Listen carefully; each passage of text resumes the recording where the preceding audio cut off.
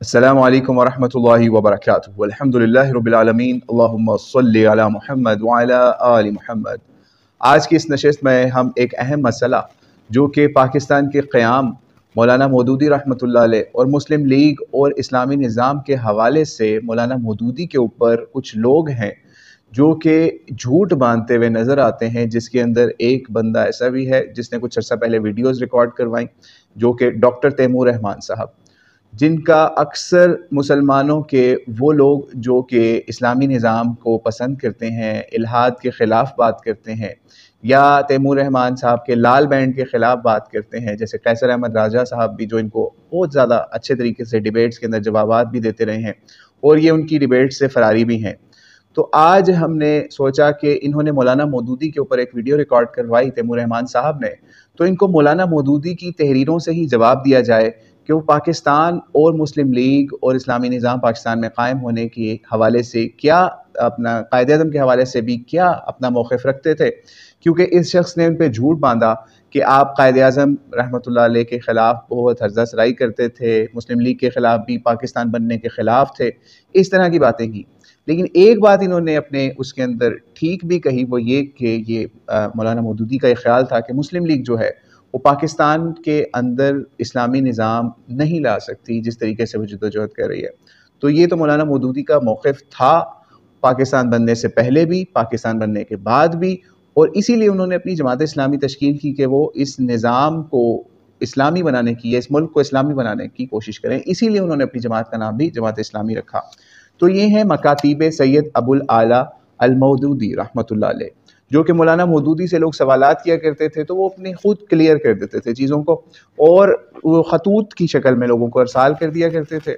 तो इसके अंदर पहले पाकिस्तान की तख्लीक के ऊपर आते हैं, जैसे तैमूर साहब ने, डॉक्टर तैमूर साहब ने उस पर भी इख्तिलाफ की रिकॉर्ड करवाया कि पाकिस्तान की तख्लीक के भी आप खिलाफ थे कि ये इस्लामी नहीं बनेगा। तो आइए इसके ऊपर आज पढ़ते हैं। ये 1969 नवंबर का एक ख़त है जो कि मौलाना मौदूदी ने किसी को जवाब में दिया। तो आइए इस ख़त का आखिरी हिस्सा पढ़ते हैं। पहला हिस्सा भी हम स्क्रीन पे आपके लगा देंगे, अगर किसी को शौक हो वो भी पढ़ ले। हम इसका दूसरा हिस्सा पढ़ें, तवील ख़त है। वो कहते हैं, पाकिस्तान के बारे में मेरा क्या मौक़िफ़ था, इसे समझने के लिए आपको मेरी वो तफसीली बहस देखनी चाहिए जो मैंने अपनी किताब मुसलमान और मौजूदा सियासी कशमकश हिस्सा सेवम में की है। मैंने पाकिस्तान में हिंदू और मुस्लिम कशमकश को रोज़ बरोज़ खून रेजी की तरफ बढ़ते हुए देख कर पहले ये तजवीज़ किया था कि अगर ये दो कौमें एक पुरअमन तस्फिया नहीं कर सकती तो मुल्क की तकसीम के सिवा कोई चारा कार नहीं है। यानी खुद मौलाना क्या कह रहे हैं वो आप सुनते जाइए कि वो खुद कह रहे हैं कि तकसीम के अलावा कोई चारा कार नहीं है। मगर जब मैंने देखा कि तकसीम के लिए जो पार्टी जद्दोजहद शुरू कर रही है यानी मुस्लिम लीग, वो बिल्कुल कौम परस्ताना तरीके पर काम कर रही है, इससे पाकिस्तान एक कौमी रियासत तो बन सकता है लेकिन इस्लामी रियासत नहीं बन सकता। तो मैंने वजाहत के साथ ये बताना ज़रूरी समझा, एक इस्लामी रियासत बनाने के लिए तंजीम व तहरीक किस तरह की होनी चाहिए। इस गर्ज़ के लिए जो बहस मैंने की, इसे गलती से लोगों ने ये समझ लिया कि मैं पाकिस्तान बनाने की मुखालफत कर रहा हूँ। हालांकि मैं पाकिस्तान का मुखालिफ ना था, बल्कि ये चाहता था शुरू ही से काम इस तरह किया जाए कि पाकिस्तान महज एक कौमी रियासत बनने की बजाय इस्लामी रियासत बन जाए। 140 पेज से 141 पेज से ये हमने पढ़ा। अब दूसरा हवाला सुन लीजिए। दूसरा हवाला, ये दूसरा मकतूब है, ये दूसरा ख़त है। ख़त नंबर है 168 नंबर, ठीक है, और ये पेज नंबर 227 के ऊपर है।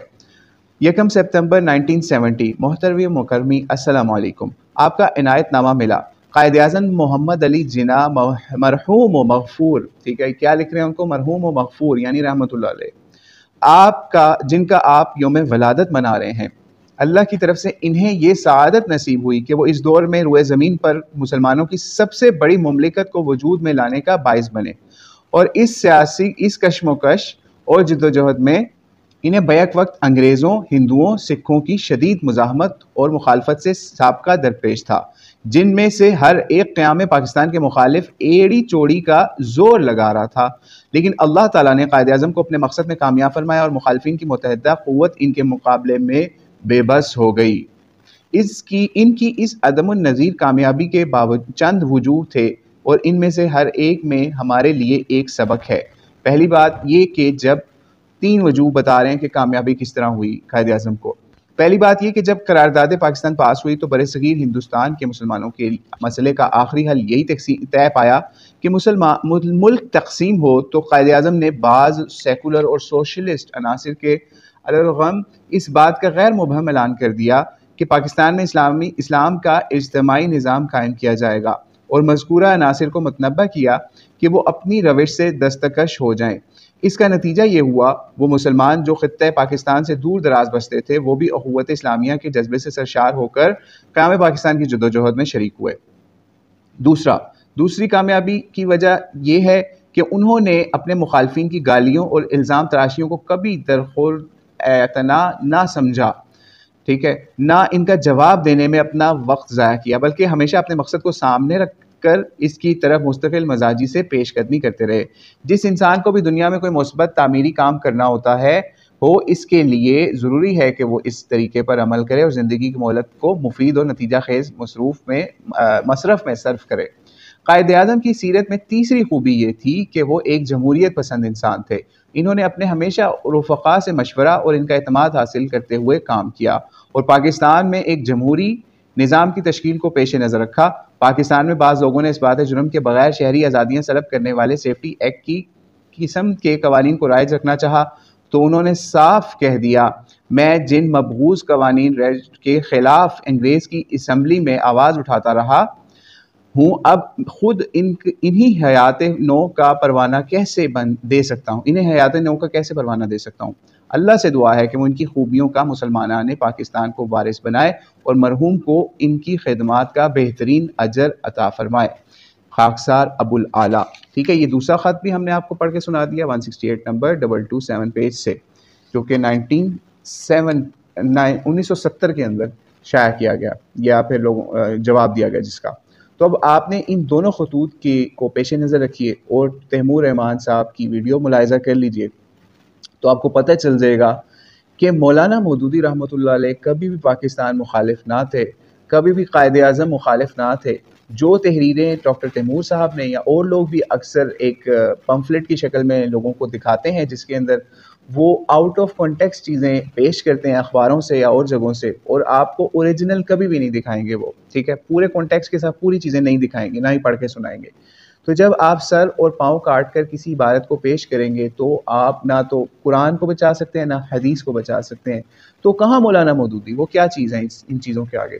تو ملحد لوگ یا اور لوگ، سوشلسٹ لوگ اور غلط قسم کے خیالات رکھنے والے لوگ تو قرآن اور حدیث کو نہیں بخشتے اس معاملے کے اندر. تو وہ مولانا مودودی کے اوپر بھی اسی طریقے سے سر اور پاؤں کاٹ کے عبارتوں کو مختلف اخباروں سے پڑھتے ہیں، اور جن کے اخباروں کے بھی اصل ان کے پاس عکس نہیں ہوتے یا حوالے نہیں ہوتے، اور وہ لوگوں کو گمراہ کرتے ہیں کہ جناب پاکستان میں کے حوالے سے جماعت اسلامی کا کوئی رول نہیں ہے، مولانا مودودی نے تو پاکستان کی مخالفت کی تھی، قائد اعظم کی مخالفت کی تھی. اس طرح کے پروپیگنڈے کر کے مسلمانوں کو بددل کرتے ہیں. حالانکہ آپ کو آج بھی پاکستان کے اندر اگر کوئی حقیقی جمہوری یا اسلامی نظام کو قائم کرنے کے حوالے سے عملی جدوجہد کرتی ہوئی سڑکوں کے اوپر، ایوانوں کے اندر، اسمبلیوں کے اندر، سینٹ کے اندر، سڑکوں کے اوپر، جلسوں کے اندر، جہاں بھی کوئی جماعت یا کوئی تنظیم کوئی کام کرتی ہوئی بڑے لیول پر نظر آئے گی، سیاسی لیول پر نظر آئے گی، تو وہ صرف جماعت اسلامی ہوگی. نہیں تو آپ کو دوسری طرف آپ دیکھ لیں تو کوئی اپنے اقتدار کے لیے دھرنے دے رہا ہوگا، کوئی کسی کو وزیر اعظم شپ سے ہٹانے کے لیے دھرنے دے رہی ہوگی کوئی جماعت، کوئی کسی اور کام کے لیے. لیکن یہ واحد جماعت ہے جس نے آج بھی مولانا مودودی کا وہ مشن، یعنی اسلام کے عملی نفاذ کا فیصلہ جو ہے وہ پاکستان کس لیے قائم ہوا، لا الہ الا اللہ کے نام کے اوپر، اس کے نفاذ کے لیے آج بھی وہ لوگ کوشاں ہیں. تو اللہ کریم سے دعا ہے کہ مولانا مودودی کو اس کا صدقہ جاریہ عطا فرمائے کہ ان کی جماعت، ان کے لوگ آج بھی اس ملک کے اندر کسی نہ کسی طریقے سے اسلام کا نام زندہ کرنے کی کوشش کیے ہوئے ہیں. واللہ اعلم بالصواب. السلام علیکم ورحمۃ اللہ وبرکاتہ.